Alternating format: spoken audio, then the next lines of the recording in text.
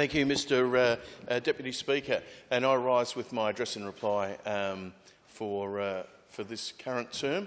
And I want to begin by thanking my bosses. And a lot of people come up to me and they say, "Oh, I met your boss the other day. He's a really good fellow." I'm going, "Well, which one?" And they're going, "Peter Malinowski." I said, "He's not my boss. I've got 25,000 bosses. He lives up in Croydon. He ain't my boss. He leads our party, but my bosses are the 25,000 men and women, the voters of the electorate of Mawson, and they're the ones I get up every day for and go in and work hard for each and every day. They're the people I write to before the election and apply for my job again, pointing out the things that we've achieved in the past and those things that we want to achieve in the future, particularly over the next 4 years. And this election, more than any before, the response I got from my bosses was overwhelming, with I think 15.5% primary vote increase, and we finish up about 13.5%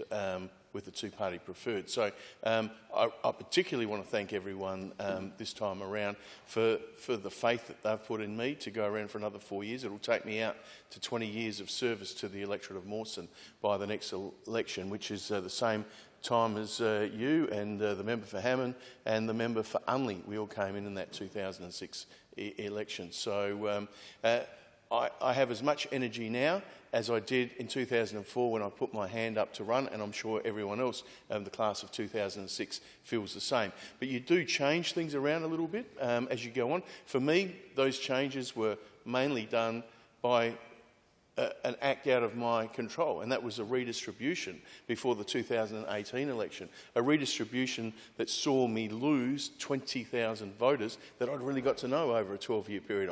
I liked them, I knew all the issues and everything else, and then less than 18 months to go before the 2018 election, they're going, "Hey, we've changed the boundaries a little bit. You've picked up an island called Kangaroo Island." You know, I think the only islands we've had before that are Delphin and Torrens Island in Labor hands, you know, and Kangaroo Island's not exactly Labor heartland. Well, it wasn't. And I remember when that news came through, we were in a cabinet meeting down at the Marion Swim Centre, and Jay Weatherall got a message through to him, the Boundary Commission report, and he's just going, "Biggles, I think you're," and I won't put the word in there, but in trouble would be a lighter version of what he said. And I said, "Well, what's the downsides of this?" I said, "I've picked up about another 6 pubs, I've picked up another 12 bakeries, I've picked up an island, and I like meeting new people. Where's the downside?" So I just went out with a bit of a positive attitude, and which is basically all you can do when you're dealt that hand. I mean, basically I'd built Mawson up to a 5.5% Labor margin from 3.6 in the 2002 election, and I'd got it at 5.5%, and then with the stroke of a pen, the Electoral Boundaries Reform Committee turned it into a 4.5% Liberal seat. So, you know, and at the end of, we were going to the election at the end of 16 years in government. So let's just say there were a few headwinds, but we pierced through them and got in with a very healthy margin of 115 votes after 8 days of counting by the Electoral Commission. And so we began the journey from 2018 through to 2022. And one of the first things I decided to do, which was a little bit of a shock to me, but I know it was also a shock to the party, was not to put my hand up for the shadow cabinet. And that was decided over Easter, about 2 weeks after the election, but a week after I'd found out that I'd won. We were down in Hobart, we were having lunch, we're about to have lunch with Will Hodgman, a really good mate of mine, who's now the High Commissioner in Singapore, but at that stage he was the Liberal Premier of Tassie, and I sort of woke up and I'd been tossing and turning, I'm thinking, you know what, I've got this brand new electorate. I don't want to be in Mount Gambier, in Port Lincoln, in Ceduna, all those places that I love, you know, as a shadow minister, because I know that my work ethic will have me on the road day in, day out for the next 4 years. And I really need to be spending time in my electorate. And I'm so grateful that I made that decision, particularly given what we didn't know was to come, which were the deadly bushfires of 2019, 2020 that devastated half of Kangaroo Island, the pandemic that we had to sort of work with our communities through. So as much as I missed the cut and thrust of being in there and fighting the good fight as part of the shadow cabinet, I found other things to fight about in my own electorate. And one thing I've always said, and I wrote to the new Premier back in 2018 and all of the ministers and said, look, you know, I've got a bit of a reputation for fighting for people and not fighting with people. But these guys for 4 years just gave me every reason to fight for people, fight for the people in my local area. They gave me things like, in their first budget, what they did to the people of Kangaroo Island was just say, oh, you know how you get 50% off your rego because you're paying 40 cents a litre more than any other South Australians for your fuel? We're going to take that away from you. So they basically overnight doubled the registration cost of every vehicle on the island. So you speak to someone like Mike Smith at KI Freight, and his registration bill went from $70,000 to $140,000 with one change in the budget. Now, we're talking about a budget that's about $23 billion a year, give or take. This is a $1.5 million gain for that state budget. But for the people of Kangaroo Island, it was a massive hit for their budgets. And you know, not only are they paying more for fuel, but they're paying more because Mike and other freight companies have to put that extra $70,000 onto their costs. The Kangaroo Island Council were up for about an extra $100,000 in rego costs because of this move. But the only person who didn't come out and support it, of course, was Michael Pengelly, the Mayor of Kangaroo Island, because he'll always put the Liberal Party ahead of the ratepayers. He'll always put party politics ahead of the job that he's meant to be doing, which is meant to be looking after the people that he represents at the local government level.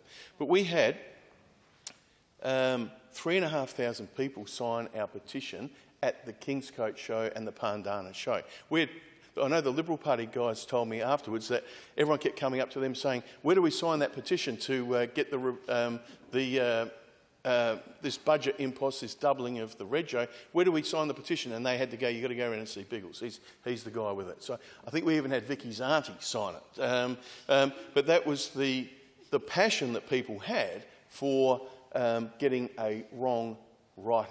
And we had Peter Malinauskas, who wrote to everyone on the island and said a Malinauskas Labor government, if elected in 2022, will reverse that. And I'm really proud to stand here today to say that in the upcoming state budget on June the 2nd, that the rebate on registrations in Kangaroo Island will be returned.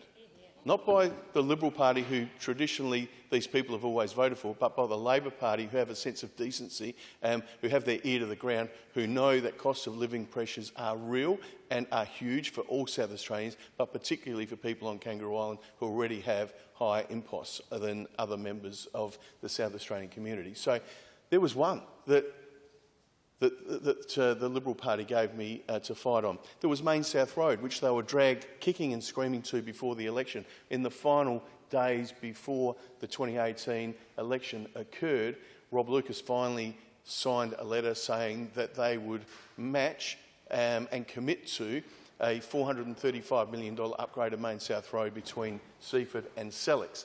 Now, what we saw when they got in, I had a meeting with Stefan Knoll, who was the Minister for Transport at the time. I said, look, let's work together. I've got some ideas about what people want. He came down. We had a photo together on Main South Road with the wonderful people from the Main South Road Action Group, and I really want to commend them. I reckon they are one of the best community activist groups I've ever come across anywhere in South Australia. And so Stefan came down, we did a photo, put it on the front of my newsletter, because as I said, I want to fight for people, not with people. So if we can work together, people really like to see that. And then Stefan got in trouble from his Liberal Party counterpart, saying you shouldn't have been in a photo, and that's when the cooperation ended and the commitment to the project ended as well. So 4 years on from our commitment of $435 million over stage 1, stage 2, we still hadn't seen any work start. And they took money from that project and spent it somewhere else.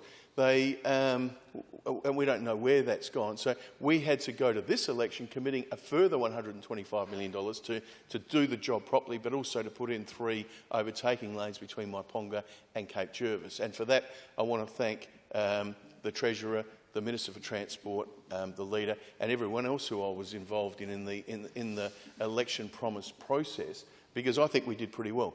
in the seat of Mawson. We've got a very long list that we plan to roll out. We've got $1.3 million for the Aldinga Skate Park. We've got the unisex change rooms at the Aldinga Sporting Complex worth $825,000. We're going to do a study to see whether we should have a swimming pool in the Aldinga area. There's $150,000 for that study. The McLaren Vale Sports Complex, $105,000 to put in an irrigation system, because you know what they've got at the moment? One of those little tractors that you'd use at home in the 70s on the cable that goes out. So a volunteer's got to go down there and change that little tractor around all the time, making sure it's going in the right direction. Chatuchilla Lutheran College to McLaren Vale cycling and walking path, $1 million there to make it safe for students to get from McLaren Vale out to the college. $3 million for an Aldinga to Willunga cycling and walking path as well. So we're connecting those two parts of the world. The Yankalilla Area School. Now, we all love having students come in here and do tours. And when you try and explain things to them, it's always good to give them an example of how they could make a difference. So they were getting into me about, you know, they needed some shade cloth, they needed some upgrades of the things at their school. You know, when we were doing the rounds and showing them where we all sit and how Parliament works. I said, well, why don't you head back to school and all write me a letter about what it is that you would want done?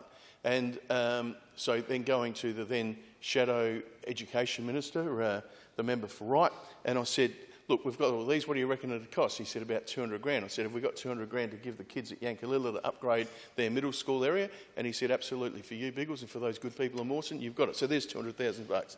We've got the Cape Jervis Traffic Management Study, $100,000. Now, the next one is the one that really excites me, because, you know, when we talk about this budget, it's $23, $24 billion or whatever it is, you know, it's a lot of money. And sometimes we think that we've got to spend billions to get the attention of people. But other times, the way you get their attention is actually to do something that is really crucial and important for their local community. So we've got a whole series of hall upgrades. So Second Valley, that I don't reckon that kitchen, and I've been to a few big fancy dress parties there in the koala suit and a few other outfits, and, you know, they're on Facebook, mate, have a look. Funniest Facebook you'll ever see. And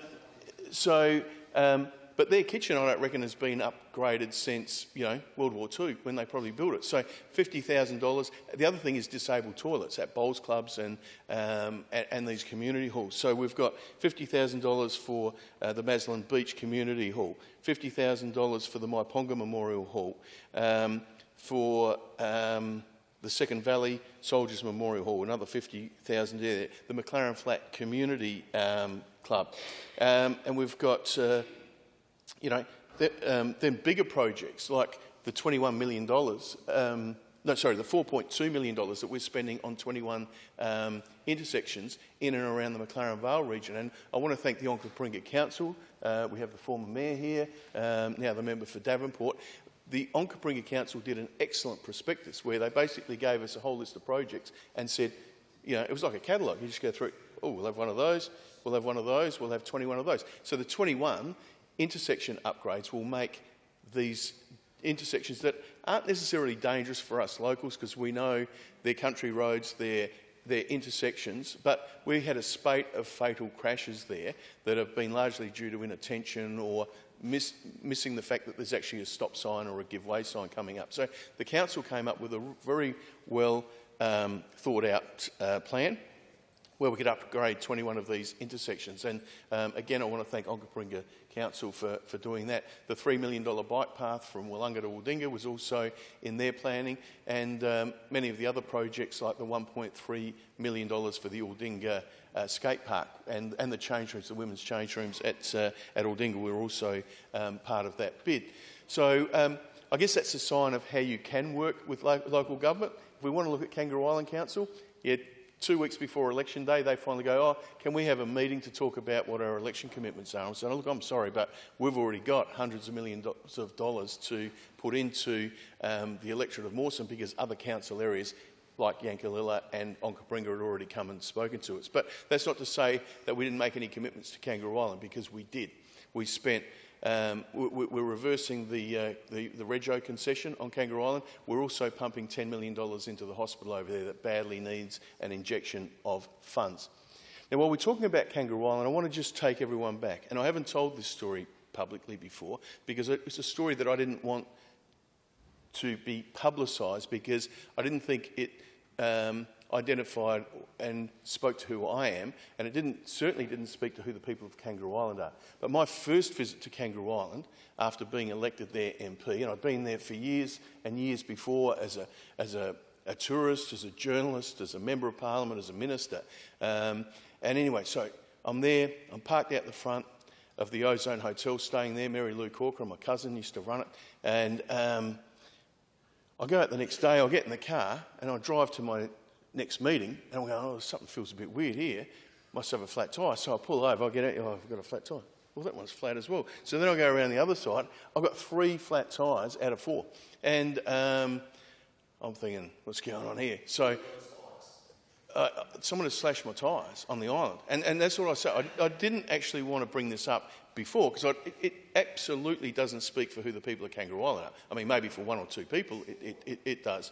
Because when Connor, my son, was putting up election posters a few weeks before over there, someone did make out he had a gun and was going to shoot him off the ladder. But so there's obviously 1 or 2 characters over there but they're not representative of these people. So Kangaroo Island's a beautiful place full of beautiful people, and I love them dearly. But I've got to say, when I went up to Turner's Tyres, Mark Turner goes, well, lucky they only did 3, because we've only got 3 of that certain tyre that you need. So I was starting to wonder whether it was Mark. No, I didn't really. No, he's a great bloke and a great community man who sponsors so much of the racing club and everything else over on the island. But it was a little bit of a wake-up call, because I'm thinking, well, look, I know they didn't vote for him. I think we only got about 22% of the vote on the island in that 2018 election. But surely we can be friends. We're going to have to work together for the next 4 years.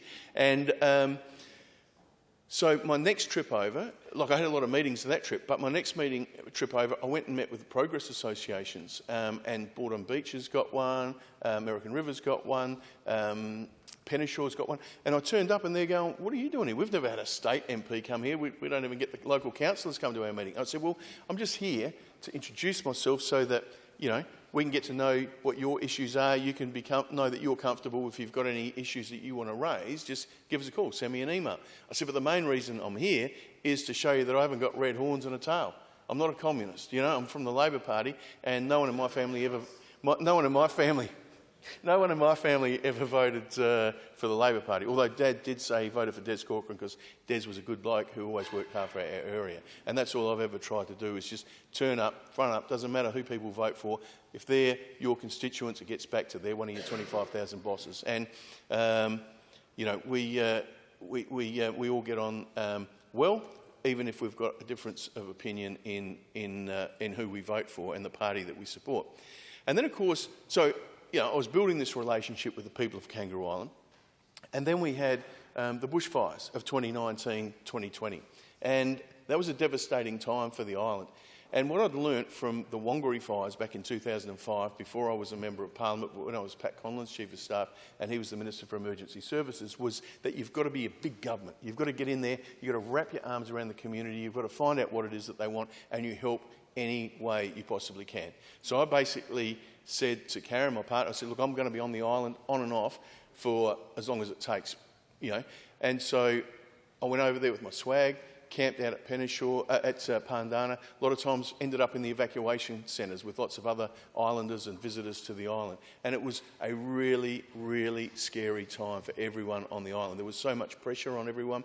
And those fires burnt for 4 or 5 weeks. It was a terrible time. And, you'd think you survived because they'd come at you from the north, they'd come at you from the west, they'd come at you from the south, and then 3 weeks later they'd knock you down and destroy your house from the east. So it was a really difficult time. But I don't think I've ever got closer to a community than during those times. But I saw the level of inaction from the government. They put a person in charge of the fire recovery who said, we're going to wait till the fires are out to ask people what they want done.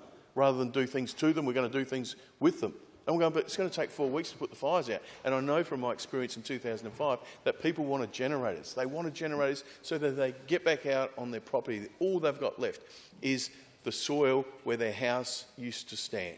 And to get people out there is a big part of the grieving process.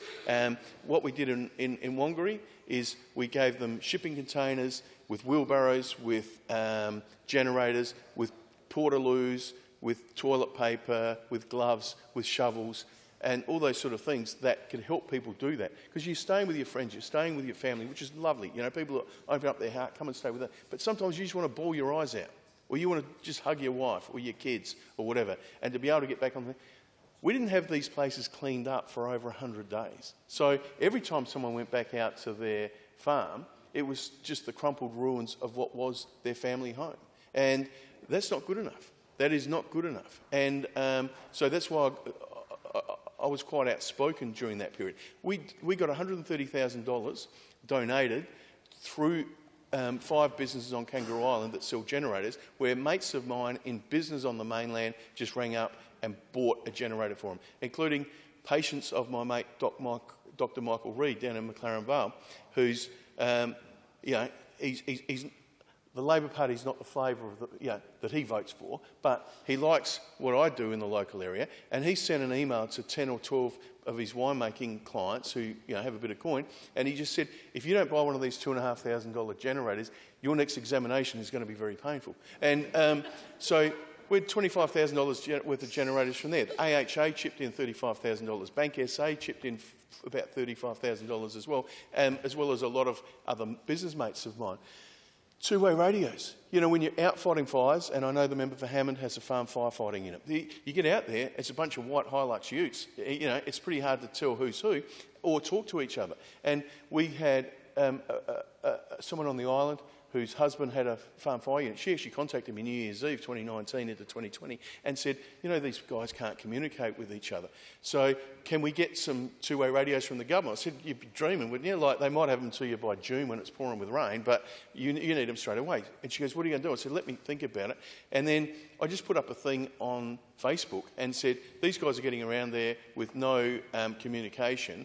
You can ring Jamison's Marine on Kangaroo Island and donate $250 and they'll make sure a two-way radio gets to a farm fire unit. So it's as simple as that. 161 two-way radios we got donated, and we know they saved lives. I heard one of the farmers interviewed on ABC Radio on the morning of January 4th, the day after the worst of the fires. And, you know, it made the hair on the back of my neck stand up about how he and his daughter were trapped and he could talk to people and they could get him out of where he was. Another person told me that the only thing that kept him sane during the enormous noise and heat and fear that came with that fire was hearing his mates' voices over the radios. So that's what governments are meant to do. That's what local members are meant to do, to be in there, roll up the sleeve. This stuff, I don't hold a hose. You don't have to hold a hose. I never held a hose, but I did a lot of good things for the local area because you listen to what it is that they want you to do.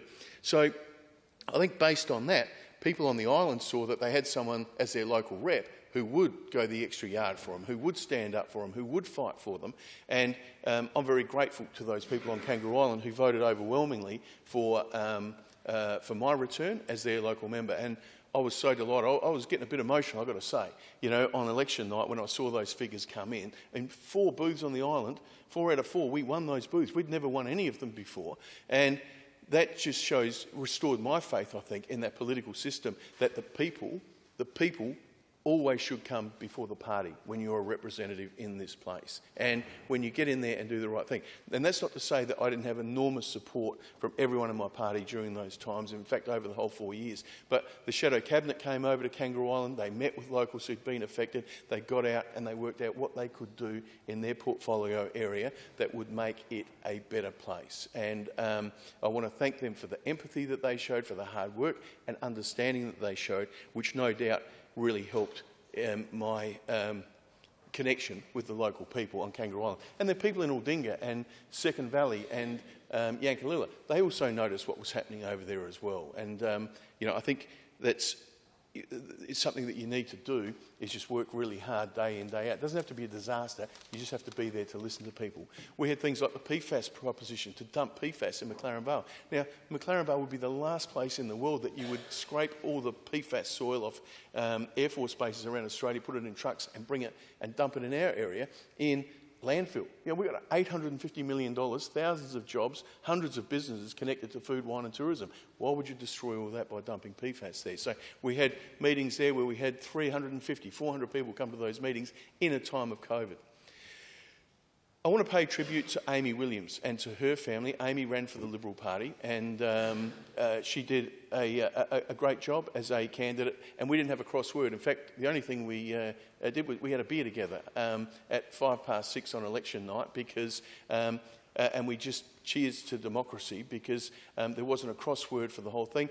And we were on the pre-poll booth with, my family was there, Amy's family was there, Jill, her mum, and Ian, her dad, and Stephen, her partner, and my sister Tony, her husband Roger, my son Connor, his partner Hannah. We were all there, and my dad was a stock agent, and he used to buy and sell cows for people down along the Fleurieu, so he knew the Williams family well. So I think we've always got to remind people that while you might see some conflict, you might see some fighting at certain levels, that's not how we have to operate, because we can have differences in opinions, but at the end of the day, we're all human beings who put our hand up to try and do a better job. I want to thank my staff who work really hard in the electorate office, because I always say there's not much point in me hanging out in the office because you guys are probably already voting for me. I need to be out and about in the electorate, and I've got 6,000 square kilometres to be out and about in. So I want to thank Jazz and Erin and Mel and Darry, who've done such a great job over the past 4 years, and to the trainees that we had during that past 4 years, Courtney, who's still with us, Jess, and to Brooke as well, because they work really hard, and they are the first point of contact for a lot of people who are in trouble or want some help with something. So I want to thank them from the bottom of my heart. To the volunteers, people like Kerrett Trott, Leo Sexton, Maureen and Ray on Kangaroo Island. I look at someone like Leo Sexton. He's been a Labor supporter, as is Maureen, all of their lives. They live on Kangaroo Island, and it was great when we had the declaration of the poll. As the winning candidate, you get to decide where that is. And we had it in Pandana at the pub there with Ted Chapman looking down from the Kangaroo Island Shearers Hall of Fame, his picture with the singlet on, shearing a sheep. And Ted was looking down on us as we celebrated the victory in the seat of Mawson. And I wanted to have it in Pandana, and I know the Electoral Commission were great because they accommodated me by sending over the returning officer to do it there. But I wanted to do it there because out of every part of the electorate, no part of the electorate was hit harder in that 4-year period than the Pandana and the surrounding farms. So that was really important that we did that. But to have Leo there and Maureen, who were just cock a hoop that, their guys finally won, Be a bit like being a Melbourne supporter when they won the flag last year, I think. I want to thank my family, to my partner Karen, who's just there. Oh, man, I'm batting way out of my... aren't I? Hey, she's an absolute ripper. And so I want to thank Karen for being so beautiful, for being so caring, for just being a wonderful human being. To my son Connor, who has been there, he's been the brains of the operation since he was 4 years old, back in 2004 when I first stood. He was giving me all the advice back then. He's been my campaign manager for the past 2 elections, including that unwinnable 2018 one. And then he backed up in 2022 to give us the biggest swing of any seat, I think, in the state. And he's only just turned 24. He just graduated last week from Adelaide Uni with degrees in economics and international studies, and he's fantastic. And he had his partner with him this time, Hannah, who comes from the northern beaches of Sydney, which is a little bit like Kangaroo Island. It's traditionally pretty strong Liberal lands up there, but her dad, Jeff, he's a school teacher, and he's been handing out for the Labor Party up there every election that he's been alive. So people like Jeff are the people that we salute in the Australian Labor Party, who go and do the hard yards. I want to thank my sisters, Tony and Jacinta, and their partners, Roger and Wayne. My nephew, Zach, he came down from Brisbane as well to hand out on election day, and by the end of the day he got so sunburnt that he couldn't see where his skin finished and the Labor red T-shirt started. But he was at Selleck Speaks all day, which I think we ended up with 73% of the vote. So he did an amazing job. I want to thank another family member, a family member who came to us unexpectedly, and that is Dusty, the Kangaroo Island Kelpie. Dusty is symbolic of those bushfires. He's symbolic of survival. He's symbolic of hope that comes out of a bushfire. He and I have been to every primary school in the electorate, and we sit there and we read a book about bushfires. It was written by an author and a mum who lives on Kangaroo Island. He came out with a beer, Dusty Draft, to raise money for the farm firefighting unit so that we could get protective gear for those people to go with the two-way radios. And During COVID, he was a companion and a friend to everyone in the area, but most importantly, older people who couldn't see their kids, they couldn't see their grandkids. They were isolated, and each day they talk with Dusty and say, "You're the only thing that gives us a laugh." Now, I know he doesn't like the Member for Rights dog, he thinks it's a cat, and he sledges me, he sledges our cat, Aliska, who he calls Patrick, and he sledges the Member for Rights dog, who he calls a cat. But he's got very good credentials, and he's a genuine loving dog, and we love Dusty.